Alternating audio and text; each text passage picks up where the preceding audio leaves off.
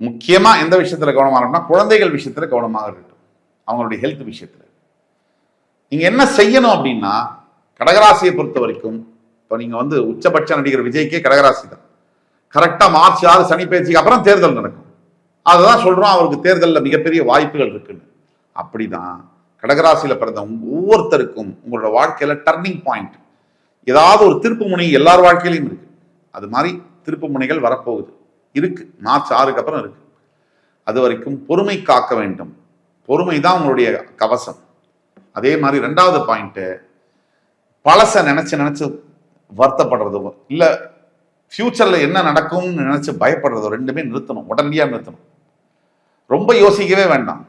எவ்வளவு யோசிச்சாலும் எது நடக்கணுமோ அது நடக்கும். 3வது, உங்களுடைய தந்தை தாய் இவங்களுக்கு ஏதாவது குறைபாடுகள் இருந்தால், உயிரோடு அவங்க இருந்தாங்கன்னா குறைபாடுகள் இருந்தால் உடனே முதல்ல போய் அவங்களுக்கு பண்ணிடுங்க, மன திருப்திக்கு பண்ணிடுங்க. இதை 3த்தையும் செஞ்சீங்கனாலே போதும்.